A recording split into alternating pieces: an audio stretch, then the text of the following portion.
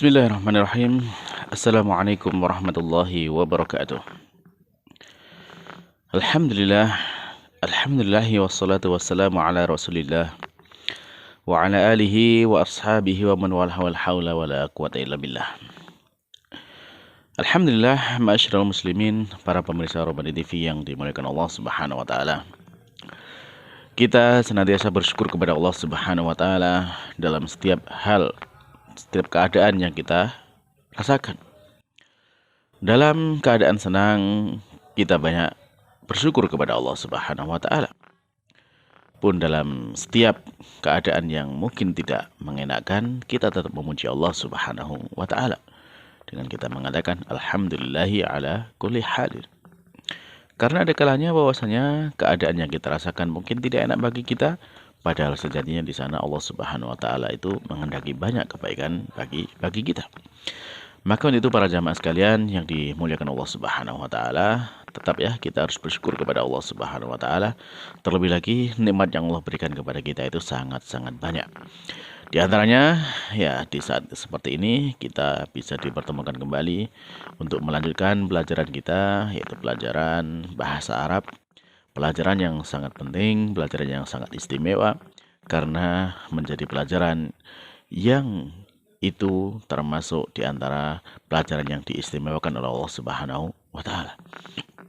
Di antara keistimewaannya bahwasanya inilah yang menjadi satu-satunya bahasa yang kemudian dipilih oleh Allah Subhanahu wa taala untuk menjadi ya bahasa yang mengantarkan kita untuk terhubung dengan Allah Subhanahu wa taala melalui firman-Nya dan juga melalui ibadah yang mendekatkan kita kepada Allah Subhanahu wa taala seperti dengan salat.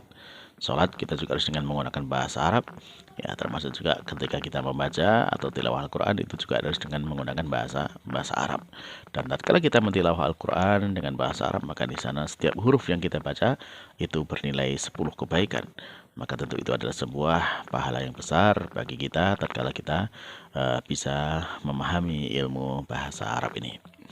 Baiklah para pemirsa sekalian yang dimuliakan Allah Subhanahu wa taala, kita masih melanjutkan pelajaran kita dari kitab Durusul Lughah Al-Arabiyyah li Ghairi Nadiqin Biha, karya Dr. Fi Abdurrahman, terbitan dari Islamic University of Madinah. Nah, kita lanjutkan pelajaran kita. Kita terakhir sudah sampai kepada pelajaran yang ke-17.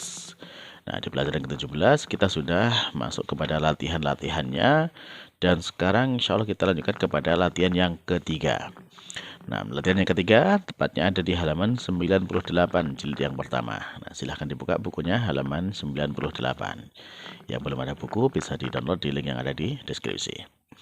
Baiklah para pemirsa yang dimuliakan Allah Subhanahu wa taala, ya kita langsung saja masuk kepada latihan di halaman 98, latihan yang ketiga. Nah, perintahnya di sana adalah do ya, do fil amakin al-khaliyah. Do fil amakinil khaliyati. Jadi letakkan pada tempat-tempat yang kosong. Ya, jadi tempat yang kosong atau titik-titik itu ya. Ya, fima yali pada apa yang berikut ini akhbaron munasiban, yaitu khobar-khobar yang sesuai, munasibatan, khobar-khobar yang sesuai.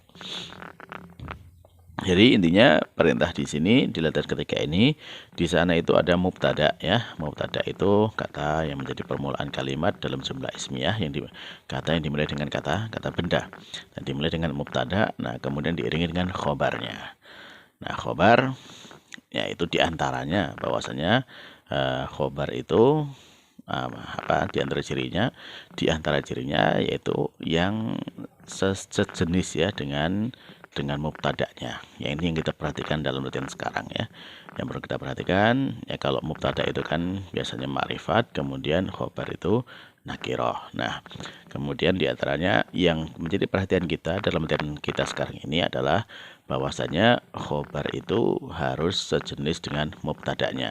Nah, kalau sekarang kita mendapatkan ada mubtada di sini, kalau mubtada'nya laki-laki, ya jenisnya laki-laki, maka khobarnya juga laki-laki. Nah, kemudian kalau khobarnya nanti mubtada'nya nanti perempuan, ya maka khobarnya juga perempuan. Dan sekarang di pembahasan kita yang perlu diperhatikan nanti bahwasannya ada beberapa mubtada itu bentuknya adalah jamak. Jamak dan itu dari benda yang laki-laki. Nah, akan tapi ketika dia jamak maka statusnya menjadi apa yang pelajaran sebelumnya, yaitu setiap benda atau setiap jamak yang tidak berakal maka statusnya adalah perempuan. Sehingga kalau kita nanti mendapatkan ada ya bentuk jamak yang tidak berakal maka dia statusnya adalah perempuan, sehingga khobarnya juga perempuan. Nah, baik. Kita lihat dulu soal-soalnya ya. Lihat soal-soalnya ya. Yang pertama di sana ada kata al-baitu. Nah, insyaallah sudah paham semua kan artinya al-baitu. Kemudian yang kedua ada kata an-nujumu. Nah, juga sudah tahu kan artinya an-nujumu. Ya, tinggal ditambahkan dengan khobar-khobarnya. Ya. Kemudian yang ketiga ada kata al-babu. Yang keempat ada kata al-qalamu. Yang kelima al-buyutu. Keenam ada al-abwabu. Terus yang ketujuh yaitu as-sayyaratu. Nah, kemudian yang kedelapan al-mindilu. 9 al-fanadiqu. Ya, ke-10 at-tullabu. Dan 11 adalah al-kumsonu. Baik. Dari 11 kata yang menjadi mubtada ini silahkan dicarikan khobarnya masing-masing. Dan bebas ya khobarnya, pokoknya yang penting sesuai dengan maknanya, maka bisa dimasukkan sebagai khobar. Khobar itu yang menjelaskan keadaannya. Jadi misalkan di sana ada kata al-baitu ya, kita ambil contoh satu saja al-baitu. Artinya adalah rumah. Ya, di sini bentuknya apa al-baitu? Dia bentuknya tunggal atau jamak? Ya, bentuknya adalah tunggal. Nah, kalau dia tunggal, dilihat dia apa namanya kata ini statusnya laki-laki atau perempuan, ya dia laki-laki ya karena tidak ada tak marbutohnya. Nah, karena dia laki-laki tunggal ya maka khobarnya juga yang laki-laki. Nah, kalau al-baitu itu rumah ya maka dicarikan rumah itu keterangannya atau khobarnya itu biasanya apa ya. Rumah itu apa, misalkan rumah itu bagus ya, berarti al-baitu jamilun, rumah itu bagus. Atau misalkan rumah itu besar, al-baitu kabirun ya.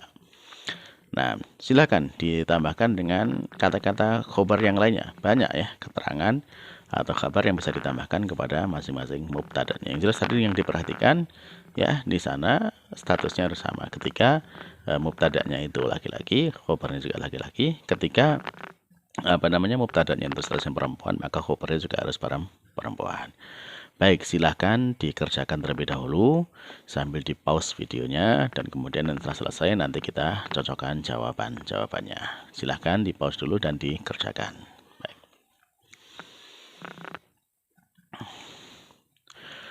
Tapi para pemirsa sekalian yang dimuliakan Allah Subhanahu wa taala, ya alhamdulillah kalau sudah selesai mengerjakan ya mari kita sambung ya dengan mencocokkan jawaban dari latihan-latihan yang ada di dalam latihan yang ketiga ini jawabannya. Baik. Yang pertama tadi kita jelaskan ya, al-baitu itu adalah rumah. Al-baitu rumah itu karena ada alnya maka dia bentuknya adalah ma'rifat ya, rumah itu apa? Misalkan tadi sudah kita sebutkan contohnya besar, bagus ya. Misalkan apa lagi contohnya? Rumah itu apa? Bersih, misalkan rumah itu bersih berarti al-baitu nadzifun ya. Atau apa lagi misalkan jauh ya, al-baitu ba'idun. Yang jelas di sana untuk khabarnya tanpa ada tak marbutohnya karena al-baitunya adalah laki-laki. Silahkan ditambahkan dengan khobar-khobar yang lain. Baik. Yang kedua ada kata an-nujumu. Apa artinya an-nujumu? Ya, an-nujumu ini bentuk jamak atau tunggal? Ya, dia adalah bentuk jamak. Tunggalnya an-najmu. Ya, an-najmu. Ya, an-nujumu bentuk jamak. Sehingga ketika bentuk jamak dan dia tidak berakal, maka statusnya adalah perempuan. Dan khobarnya juga harus perempuan. Jadi misalkan tadi kalau al-baitu ya rumah itu bagus ya, al-baitu jamilun ya. Kalau di sini misalkan an-nujumu ya, misalkan bintang-bintang itu karena dia jamak ya, maka artinya bintang-bintang. Bintang-bintang itu indah, misalkan seperti itu ya. Atau bagus ya. Berarti An-nujumu jamilatun ya. An-nujumu jamilatun. Ada tambahan tak marbutoh di belakangnya karena dia adalah statusnya perempuan. An-nujumu jamilatun, atau misalkan banyak. An-nujumu katsiratun. Nah, ya, atau misalkan kecil. An-nujumu shaghiratun. Nah, jadi seperti itu. Ya, silakan mau ditambahkan atau dipilih khobar-khobar yang lainnya juga bisa. Baik. Yang ketiga, sekarang soalnya yang ketiga, al-babu. Nah, al-babu. Apa artinya bab? Bab artinya pintu. Tunggal atau jamak? Dia adalah tunggal. Nah, ketika bentuknya tunggal, ya berarti dilihat dulu dia perempuan atau laki-laki. Ya, dia adalah laki-laki ya, karena tidak ada tak marbutohnya. Sehingga khobarnya juga dalam bentuk apa? Laki-laki tanpa tak marbutoh. Jadi kalau kita lihat pintu, misalkan apa? Pintu itu terbuka. Ya, pintu itu terbuka. Apa berarti bahasa Arabnya?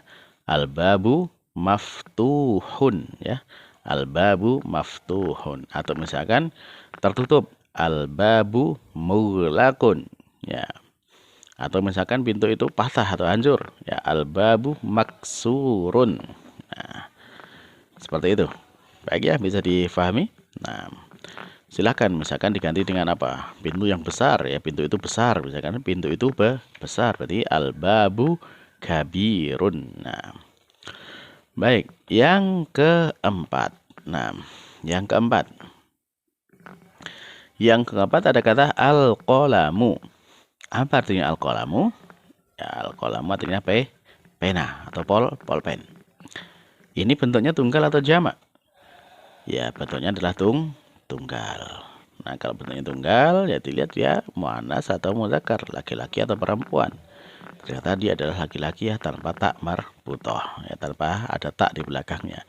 Sehingga karena dia tunggal, laki-laki, maka khobarnya juga laki-laki tanpa tak marbutoh. Sehingga misalkan di sana pulpen itu apa? Misalkan khobarnya atau keterangan dari pulpen itu, misalkan al-qalamu, apa, pena itu, apa, pena itu misalkan apa, misalkan ya bagus ya, jamilun. Jadi al-qalamu jamilun.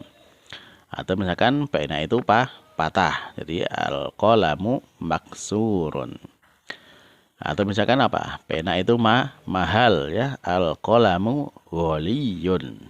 Nah, jadi seperti itu. Yang jelas tanpa tak marbutoh atau yang lainnya. Baik. Baik, yang kelima kita mendapatkan ada kata di sana al-buyutu. Nah, al-buyutu ini beda dengan yang pertama. Soal pertama al-baitu. Al-buyutu bentuk jamaknya dari al-baitu. Sehingga artinya kelima ini adalah rumah-rumah atau banyak rumah. Nah, ingat kalau di sini bentuknya jamak, dia berakal atau tidak? Ya, karena dia tidak berakal, maka statusnya dia menjadi muannas atau menjadi perempuan. Sehingga khobarnya juga perempuan, yaitu dengan ditambahkan tak marbutoh.